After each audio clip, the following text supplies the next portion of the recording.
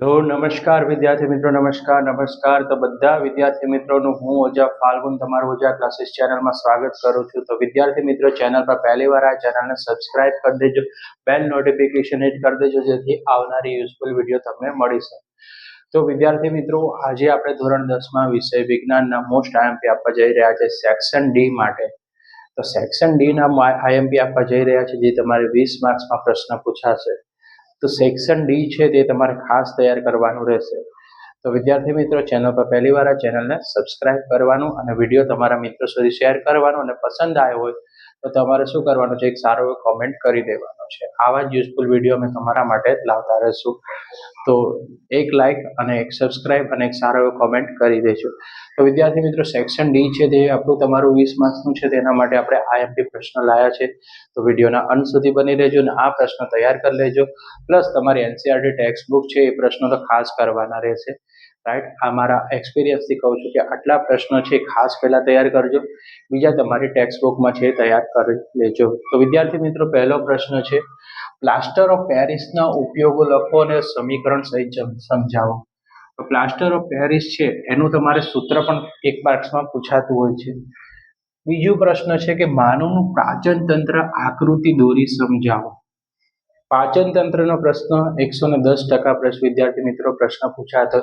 પાચન તંત્ર, હૃદયની આકૃતિ બંને પ્રશ્ન કરી લેજો, રાઈટ. એ તમને પૂછાશે, રાઈટ. મગજની આકૃતિ પણ પૂછાઈ શકે છે, તો મગજની આકૃતિ પણ દોરી લેજો, રાઈટ.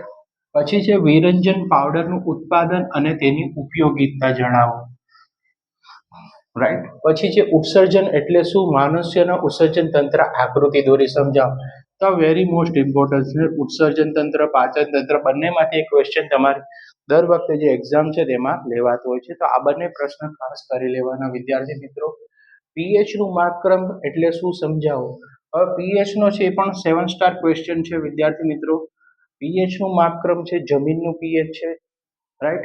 એ રીતના પીએચ છે. આપણે તમે દાંતનો સડાનું પીએચ છે, મધમાખીનું પીએચ. તો પીએચ ને લઈને પ્રશ્ન પૂછાતો હોય છે.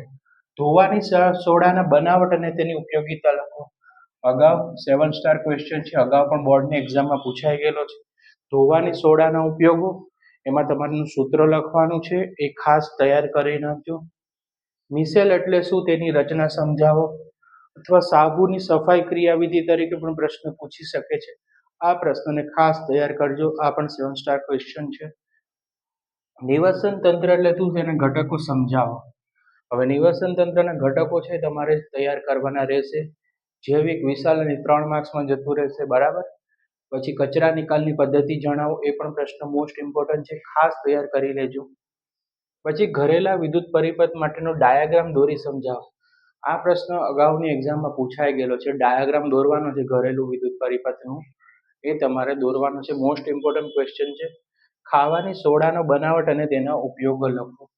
આ પ્રશ્ન ખાસ છે, 10 પ્રશ્ન છે. અને દાણાદાર ઝીંકની મદદ વાળો છે, સલ્ફ્યુરિક એસિડ વાળો, એ પ્રશ્ન તમારે ખાસ કરી લેવાનો છે વિદ્યાર્થી મિત્રો.